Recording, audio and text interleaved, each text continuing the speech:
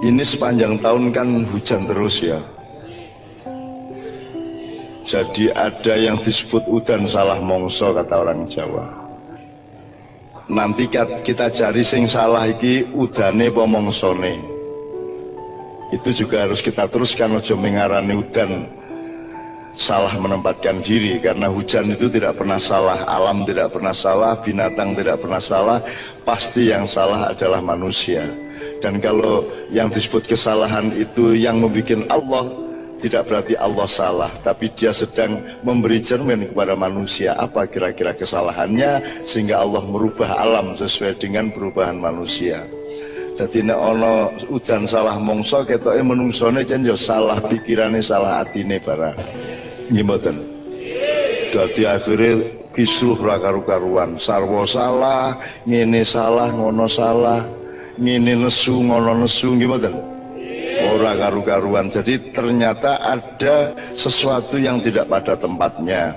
Ada sesuatu yang turun tidak pada waktunya dan seterusnya ya. Jadi kesimpulannya kita lihat satu persatu. Berarti ada yang tidak seimbang, ada yang tidak berdiri tegak ya. Jadi kata iki sing arep demo ya rada miring, sing polisine ana miringe sithik. Jadi kedua-duanya ini, presidennya ya miring banget. Pokoknya ada posisi tidak tegak. Pertama pada pikiran manusia, ada ketidakseimbangan berpikir, dan ada ketidakadilan di dalam kalbunya. Ada yang memperjuangkan kebenaran dengan kebencian, ada yang dipersatukan tidak oleh iman atau cinta, tapi dipersatukan oleh kebencian kepada seseorang, dan seterusnya dan seterusnya. Pokoknya ada yang harus kita bereskan dari kehidupan manusia. Ada yang harus kita tepatkan kembali, kita bikin simetris lagi kepada Allah ini. Kayaknya kita ini agak miring-miring nih sama Allah. Allah itu maksudnya nilai-nilai dasarnya Allah. Ini panggung didirikan karena dia bisa berdiri karena dia taat kepada Allah. Bisa memahami? Iki nek cagake miring sithik ambruk. Karena ada hukum gravitasi. Hukum gravitasi milik siapa? Yang bikin siapa? Dan itu tidak bisa kita langgar. Kalau kita melanggar hukum Allah, kita pasti akan hancur. Listrik ini bisa menyala karena taat kepada mekanisme pengelolaan arus positif dan negatif sehingga bisa menjadi cahaya. Di Indonesia positif negatif konslet terus, betul enggak? Gimana? Positif karo positif konslet. Apa meneh negatif karo negatif. Ireng karo putih perang terus, padahal jane ireng kira ono. Coba Anda yang orang desain, coba belajar, adakah warna hitam di dalam ilmu warna? Tidak ada warna hitam. Perpaduan semua warna adalah putih. Hitam itu tidak ada, hitam itu bukan warna. Hitam adalah ketika putih dan semua cahaya pecahannya tidak bertemu dengan cahaya, itulah hitam. Tidak ada kebencian sebenarnya di Indonesia. Yang ada adalah cinta yang disakiti. Betul enggak? Tidak ada, benci itu tidak ada. Yang ada adalah cinta yang sakit hati. Nah sekarang kita cari siapa yang menyakiti ini. Nah kalau ngomongnya itu rohania, cinta tiangnya. Tapi kalau kita ngomong ilmu, tiangnya adalah keadilan. Kalau ada ketidakseimbangan dalam kehidupan berarti ada yang tidak adil, ada yang menyikapi yang lain secara tidak adil, ada yang dizalimi dan ada yang menzalimi. Maka hari ini kita dikasih tiang di depan panggung. Ya, dikasih tiang. Untuk apa? Untuk ingat bahwa kita harus jelas ini tiang pancang utama hidupnya manusia itu apa? Jangan tiang pinggir taruh tengah, tiang tengah taruh pinggir. Kalau PDIP punya calon menjadi presiden, maka presiden PDIP itu tidak boleh lagi berbuat untuk PDIP. Dia harus berbuat untuk seluruh rakyat Indonesia. Betul? Begitu Anda menjadi pejabat Indonesia, tiangmu adalah NKRI, tiangmu adalah nasionalisme Indonesia. Kamu tidak boleh jadi petugas partai. Orang yang menyebut Jokowi sebagai petugas partai adalah orang yang tidak memahami kehidupan bernegara. Kan begitu. Tapi usra apa-apa mbok-mbokmu dhewe. Usra masalah. Kepancen ya ora pati mudeng SW meneh. Oke, jadi sekarang gini. Golkar itu kalau PDIP hancur, Golkar seneng apa sedih? PDIP itu kalau Gerindra hancur, seneng apa sedih? Dan semua pihak seneng kalau pihak yang lainnya hancur. Itulah Indonesia sekarang. Betul enggak? Betul enggak? Katanya Indonesia, katanya kalau dalam hadis Nabi namanya kal jasadil wahid yasuddu ba'duhum ba'du. Orang satu negara, orang satu keluarga, satu umat itu seperti satu badan. Ya, yang kohesinya tarik menarik satu sama lain dan saling menguatkan satu sama lain. Kalau kaki terantuk batu merasa sakit, siapakah yang berteriak? Pernah kakinya sendiri yang berteriak? Yang berteriak mulutnya. Tapi kita di Indonesia tidak menyatu tapi saling menyakiti dan mensyukuri keburukan orang yang lain satu sama lain. Malam hari ini kita sudah diberi tiang oleh Allah. Entah bagaimana takdirnya yang tadi sehingga tiang ada di sini.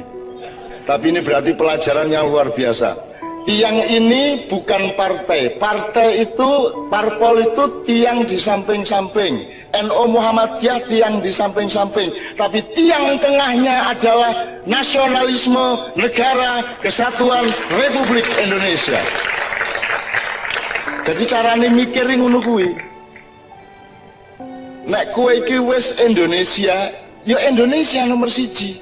Dudu kepentingan golonganmu, dudu kepentingan kariermu, dudu kepentingan umatmu. Indonesia nomor satu. Sekarang khusus untuk umat Islam, aku takon. Lebih dulu mana Anda lahir atau Islam lahir? Yang saya tanya bukan di dunia, bukan dalam sejarah, tapi pada dirimu. Itu duluan mana, kamu lahir atau Islam lahir? Sampean sik lahir lagi Islam apa Islam sik lahir lagi sampean? Di dalam urusan dirimu, bukan di dunia. Kalau di dunia Islam sudah lahir. Begitu Allah menciptakan Nur Muhammad, Islam lahir. Yes, ngene carane ben kowe ngerti wis apa durung ngene. Nun saya Pak nyilih iki ya. Iki apa kira? Botol berisi air. Oke. Sing ngarani iki botol berisi air iki apamu?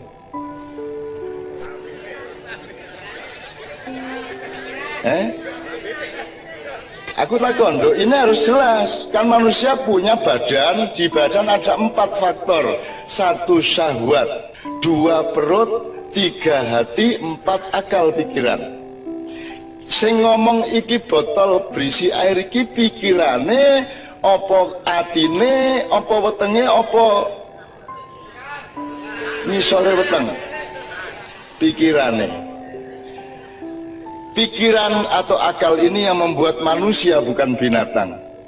Yang membuat manusia bukan hewan. Yang membuat manusia bukan makhluk yang lainnya. Ciri utamanya dia punya akal. Sekarang nek kowe ora percaya sing ngomong pikiranmu iki, kowe goloke kucing apa wedhus, takonono, "Dus iki apa jenenge?"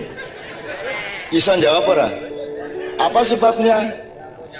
Dia tidak punya pikiran. Jadi ada tidaknya sesuatu itu karena pikiranmu mengetahuinya, betul enggak? Begitu pikiranmu tidak tahu, dia tidak ada. Benar? Benar enggak? Oke. Kue waktu bayi lahir ning Boyolali wis ngerti Islam. Jadi urung ana Islam to dalam hidupmu. Engko kowe bribik-bribik mulai iso mlaku, mulai kenal krungu-krungu wong adzan, wong ngaji, mulai diajari sholat, baru mulai kenal Islam, nanti mulai agak remaja baru sadar oh kuwi Islam. Iya tak? Jadi sebenarnya menurut saya rumahmu di dunia ini di mana? Di Islam apa di dunia? Omahmu dunia. Dunia maksudmu bulan apa srengenge apa bumi? Maksudmu bumi iki sing Amerika apa Eropa apa?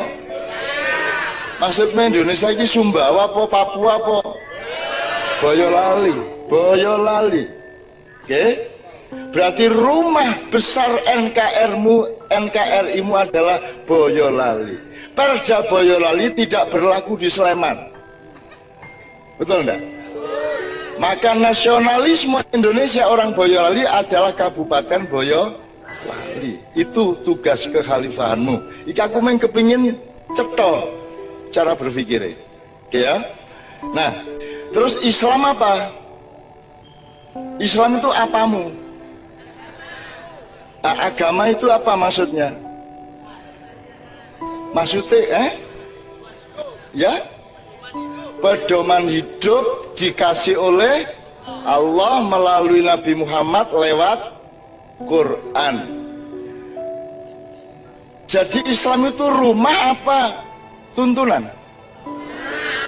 Jadi rumahmu Islam apa Indonesia? Anda rumahmu Indonesia, sekiu Boyolali, sekiu apa?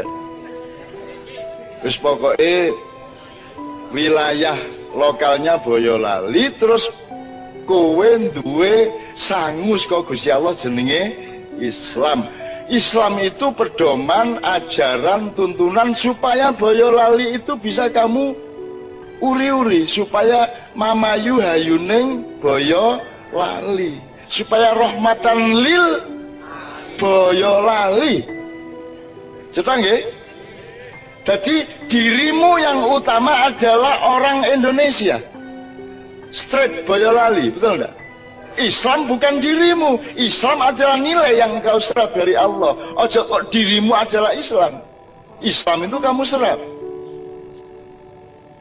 Bisa beda nggih? Angel nggih. Lho. Yes, ngene Bu jajal aku takon. Bu, upama mbiyen jenengan niku agamane dudu Islam, njur kowe mlebu Islam, ngono to? Upamane ya, aku takon, jane kowe mlebu Islam apa Islam mlebu kowe? Kowe mlebu Islam apa Islam mlebu kowe?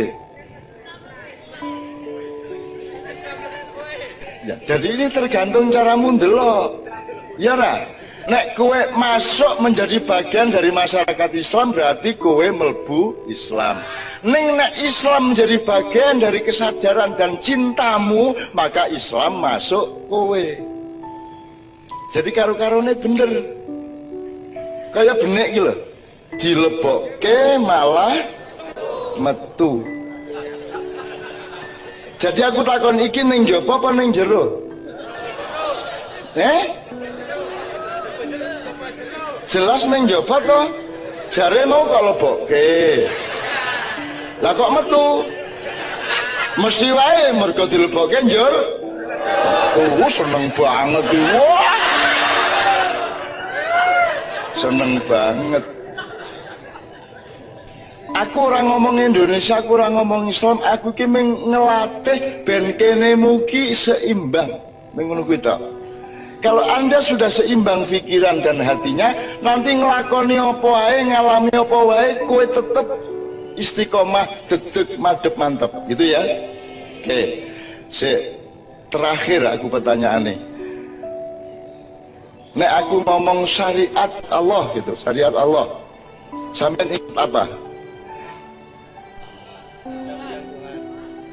Undang-undang lah yo, syariat itu undang-undang. Mosok nek aku ngomong PT terus eling apa ayam, lah yo padha PT karo ayam. Syariat Allah aku minta 3 kata. Salat, akhlak, Bapak. Rukun Islam, sip. Ono meneh? Nah, di sini nih tampak kegagalan pendidikan pengetahuan Islam selama 14 abad. Lihat apa? Kita kan syariat Allah itu bahwa daun itu nanti mengering, itu syariat Allah. Air itu, hujan itu turun ke bawah. Kenapa kok turun ke bawah? Kok udane kok ora dolan rono-rono? Kok mudun sebabnya apa? Gravitasi. Nah, gravitasi adalah salah satu syariat Allah. Maka kita harus taat kepada gravitasi. Kalau kamu taat sama gravitasi, kamu taat kepada Allah. Mulanya nak ngidu aja ndangak. Jajal, ayo jajal. Coba. Oke, nyun sewu wes. Muga-muga ini jadi syariat Allah itu apa saja yang berlangsung di alam semesta, yang hukum-hukumnya pasti. Bahwa setiap pohon pasti mencari cahaya matahari. Misalnya, bahwa kalau air selalu mengalir ke tempat yang lebih rendah atau yang kosong, maka apakah banjir itu salah? Lah kok kon nyebut bencana? Wah ini bencana ini, apa banjir? Apakah air yang mengalir itu bencana? Bukan. Apalagi bilang bencana alam-alam, tidak bisa bilang bencana. Jadi jadi bahasa Indonesia ki salah kabeh. Oke banget sing salah. Kok bencana alam piye? Banyune ya mengalir ngono tok. Nggih mboten?